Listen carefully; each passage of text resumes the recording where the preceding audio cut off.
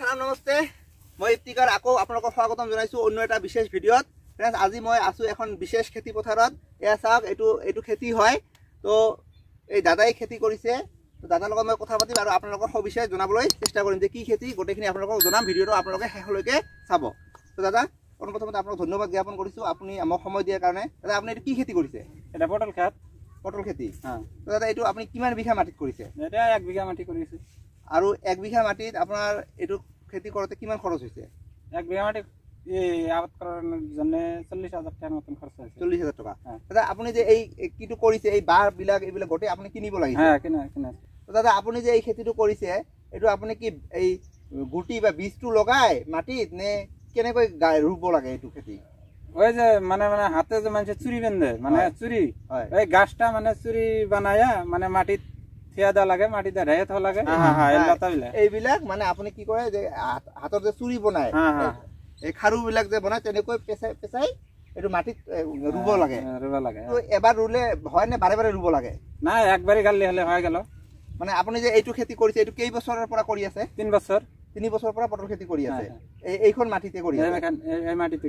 তো আপুনি মোক জনাই দিয়ক, যেনেকৈ এইটো যে আপুনি গছটো ৰুইছে, এইটো এই প্ৰতি বছৰে ৰুব লাগে নে কেনেকৈ কি কৰিব লাগে? না, একবার যে লাগাইছি ওই লাগানোতে লাগানো মানে পানি আসে, গাছটা উপরে মরে জায়গা, কিন্তু মাটির তলে গাছটা তো উবি থাকে, তাজা থাকে, ওই গাছটা ফেরা আবার আকৌ হয়। অকল খালি আপোনাৰ খালি এই বাঁহবিলাক, এই বেৰবিলাক এইবিলাক দিব লগা এইখিনিয়ে খৰচ হয়। এইবিলাক আপুনি ক'ত বিক্ৰী কৰে? চাপৰ বজাৰত। তো আমাৰ এইটো লোকেশ্যন ফ্ৰেণ্ডছ মই কৈ দিছোঁ, এইটো ধুবুৰী ডিষ্ট্ৰিক্টৰ চাপৰৰ, এইটো ধীৰেশ্বৰ তাৰাংগাপুৰ জিপি হয়, গাঁও পঞ্চায়তত, মানে চাপৰ বজাৰৰ নিচেই ওচৰত হয়। এইটো এতিয়া চলি আছে জানুৱাৰী মাহ। তো এতিয়া আপোনালোকে ইয়াত ফল আছেনে নাই? ফল নাই। ফলটো কেতিয়া আহিব আৰু কেইমাহ পিছত আহিব? আৰু 2 মাহ পিছত আহিব। তো দাদা, যেতিয়া ফল আহিব, তো মোৰ দৰ্শকে যদি আপোনালোকৰ পৰা অৰ্ডাৰ কৰে যে আমাক ফল লাগে, এইটো লাগে, পাচলিটো লাগে, তেতিয়া আপুনি দিব পাৰিবনে? তো আপোনাৰ মোবাইল নম্বৰটো আমাৰ দৰ্শকক জনাই দিয়ক। 9957623312। দাদা, এইটো খেতি যে আপুনি কৰিছে, ইয়াত কি সাৰ দিছে? খালি গোবরের সার দিছে, ভার্মিন সার দেয় নাই। গোবরের সার, খেতে মানে মাটিটা তো ভালো আছে, গোবরের সার দিলেই মানে গাছের চেহারা অন্যরকম হয়ে যায়। তো ফ্রেন্ডস, আপোনালোকে চাব পাৰিলে একদম অৰ্গেনিক খেতি হয়। এইটো যিটো পটল খেতি কৰিছে একদম অৰ্গেনিক হয়। আপোনালোকক যদি লাগে, যদি কোনোবা দোকানীয়ে বিক্ৰী কৰিবলৈ ল'ব বিচাৰে, দাদাৰ পৰা ল'ব পাৰিব। দাদাৰ কণ্টেক্ট নাম্বাৰটো মই ডেছক্ৰিপশ্যনত দি দিম, আপোনালোকে তাৰ পৰা দাদাৰ লগত যোগাযোগ কৰিব পাৰিব। আৰু অসমৰ যিকোনো ঠাইত য'ত বাছৰ সুবিধা আছে, দাদাই আপোনালোকক এইটো পঠিয়াই দিব পাৰিব। এইটো খেতিৰ বিষয়ে যদি আপোনাৰ পৰা কোনোবা মোৰ দৰ্শকে পৰামৰ্শ ল'ব বিচাৰে, আপুনি নিশ্চয় সহায় কৰিব। আৰু এইটোৰ পুলিবিলাক যে আছে, পুলিবিলাকো আপুনি বিক্ৰী কৰে? পুলিবিলাকো বিক্ৰী কৰি। তো পুলিবিলাক কি হিচাপত বিক্ৰী কৰে? মানে ওটা 100 হিসাবে বিক্রি হয়। 100 পুলি 1000 টাকা। আচ্ছা, পুলিটো আপনি কোন মাহত বিক্রি করে? ভাদ্র মাহে। ভাদর মাহত বিক্রি করে। ফলটো আপনার কিমান করে কেজি যায়? ফলটো তো মানে ফার্স্ট মানে যখন আসে তখন তো 80 টাকা কেজি। হয়, তারপর লাহে লাহে কমে যায়, মানে 30 টাকার উপরেই থাকে, নিচে না। হয়, এক ধরনের চাবলৈ গলে এইটো খেতিত মানে আপোনাৰ খৰচ কম, ওই হিচাপত লাভটো বেছি হয়। আৰু পোক পৰুৱা ধৰে নেকি? হ্যাঁ, পোক পৰুৱা ধৰে, মানে অল্প ওষুধ মারা লাগে। এইটো স্প্রে করে দিব লাগে, মেডিসিন দিব লাগে। যখন মানে মালটা খারাপ হয়ে আসে তখন ভিটামিন দেন লাগে, গাছের চেহারা যেসব কমে যায় ভিটামিন অল্প দেন লাগে, তেতিয়া মানে ভাল হয়। আর এইটো স্প্রে করে দিব লাগে না মাটিত দিব লাগে? স্প্রে করে দিব লাগে। ভাই এই যে এগুলা জ্বালাইছে, এই যে এইবিলাক ফল আহিব ধৰিছে না? হ্যাঁ, এইলা ফল আসবে ধৰছে। এইবিলাক সৰু সৰু, হ্যাঁ, এইলা এইটো হয় ছোট ছোট এগুলা ফল আছে, এগুলা সব ফল আছে। এগুলা সব ফল। তো দাদা, এই 1 বিঘা খেতিত আপুনি কিমান লাভ পাব বুলি আশা কৰিছে? লাভ মই আশা করছি যে 1,00,000-1.5 লাখ টাকার মতন লাভ করব। গোটাই খরচ বাদ দি? হ্যাঁ, গোটাই খরচ বাদ দিয়ে।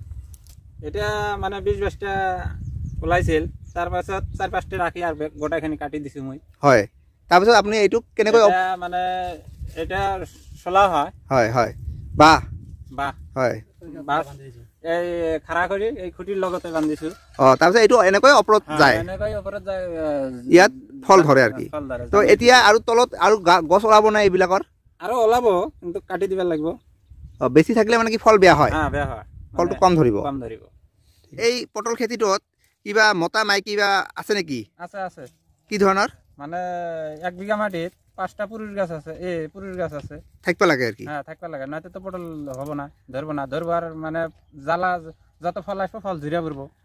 তেনে আপনি কেনেকৈ গম পাই যে এই 5টা পুরুষ বা 5টা মানে মহিলা গাছ? আবাদ করি জানি, মানে ফার্স্টে আমরা করছি, করার পরে দেখি যে ফল নাই, পাশে আমরা আবার যেখান থেকে গাছটা নিয়ে আসি তাকে জিগাইলাম, জিগানোর পরে কইছে যে তাহলে তোমার নাকি পুরুষ গাছ আছে। বললাম না তো, তাহলে পুরুষ গাছ নিয়ে যা লাগবে। পাশে পুরুষ গাছ নিয়ে আসে গাছছি, তখন গাছ থেকে ফল আসে। তার মানে 1 বিঘা মাটিত মানে আপোনালোকে 5টা পুরুষ গাছ ঠাইয়ে ঠাইয়ে মানে ভাগ কৰি ৰুব লাগে আৰ কি। চাৰিওপিনে এটা দুটা কৈ দি 5টা ফিল আপ কৰিব লাগিব। আচ্ছা, যদি কোনোবাই নিজৰ ঘৰত মানে খাবলৈ এটা গছ লগায়, একটা গাছ লাগাইলে এখন ওর হাতে ওইটাত না তো ফল আসবো না, একটা পুরুষ গাছ নিয়ে ওর হাতে লাগানো, ওর লগত পুরুষ গাছও লগাব লাগিব। তার মানে 2টা গছ লাগিবই, এটা পুরুষ এটা মহিলা, তেতিয়াহে এই পটলটো খাব পাৰিব ঘৰত।